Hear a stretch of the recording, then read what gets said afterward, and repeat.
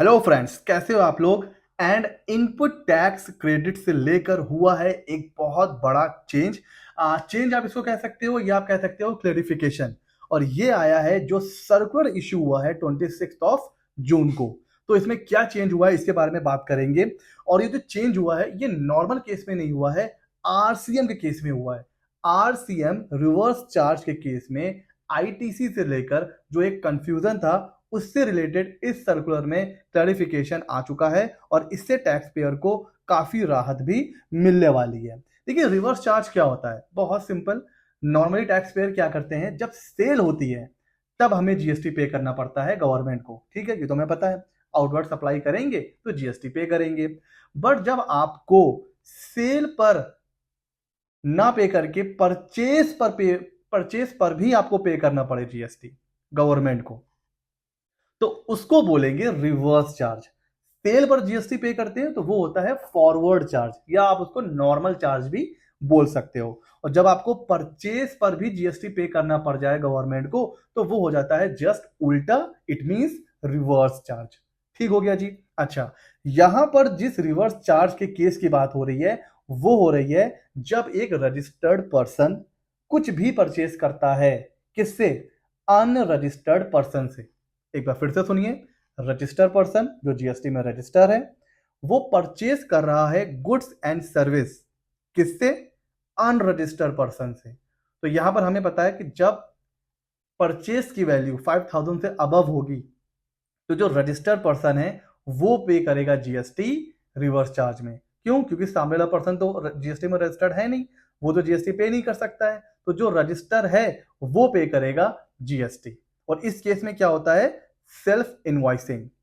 भाई, एक person GST में रजिस्टर है ही नहीं तो वो इनवॉइस कैसे इशू करेगा?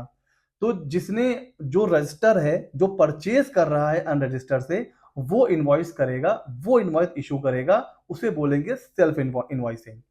तो इससे रिलेटेड एक चेंज क्या आया है इसको एक केस से समझते हैं। सपोज आपने परचेज करा फाइनेंशियल ईयर 21-22 में, और आप भूल गए, आपने सेल्फ इनवॉइसिंग नहीं करी। कुछ लोगों को भाई पता भी नहीं होता है कि परचेज पर करना है नहीं करना है, कंफ्यूजन है। आगे चलकर पता चला कि अरे, हमें तो आरसीएम में जीएसटी पे करना था। तो अब सेल्फ इनवॉइसिंग करी कब? 25 जनवरी 2024 को। करना कब था? 2021-22 में करना था, तब परचेज हुई थी।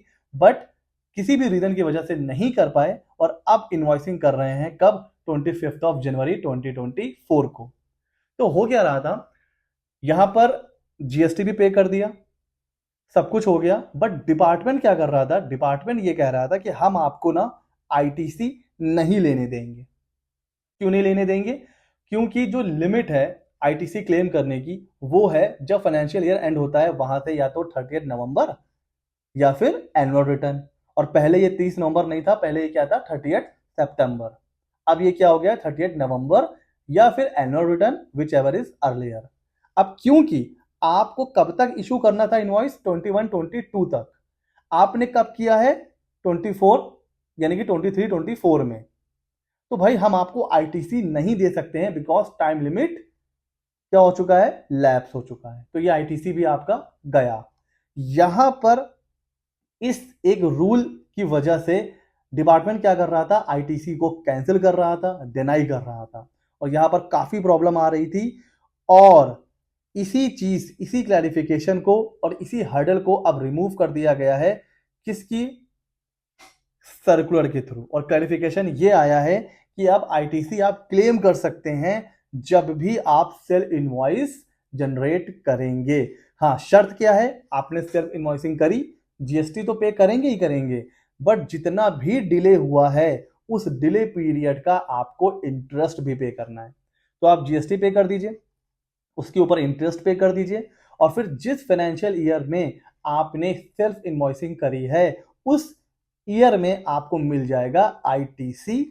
जिस भी फाइनेंशियल ईयर में, जैसे हमारे केस में 25 जनवरी 2024 को सेल्फ इनवॉइसिंग हुई थी, तो अब आप इसका आईटीसी कब तक क्लेम कर सकते हैं? 30 नवंबर 2024। तो जिस फाइनेंशियल ईयर में आप सेल्फ इनवॉइसिंग करेंगे उस फाइनेंशियल ईयर में आप आईटीसी ले सकते हैं। पहले डिपार्टमेंट क्या कर रहा था? इसको डिनाई कर देता था ये बोल के कि भाई टाइम लिमिट निकल चुकी है। तो इस सर्कुलर में ये क्लैरिफिकेशन आ गया है कि भाई सिर्फ, और ये सिर्फ किसके लिए आया है, सिर्फ अनरजिस्टर्ड परचेज के लिए आया है, बाकी आरसीएम पे नहीं। बाकी जिस केस में आरसीएम हो रहा है वो अलग है। अगर आप अनरजिस्टर्ड पर्सन से खरीद रहे हैं, परचेज कर रहे हैं, उसमें आपको सेल्फ इनवॉइसिंग करनी है, तो उसके लिए रूल आया है कि आप आईटीसी क्लेम कर सकते हैं। तो ये था एक काफी अच्छा चेंज, और ऐसे ही मजेदार और इंफॉर्मेटिव वीडियोस के लिए सीए मित्रा 24 को सब्सक्राइब कर लीजिए। मिलते हैं अगले नॉलेजेबल वीडियो में।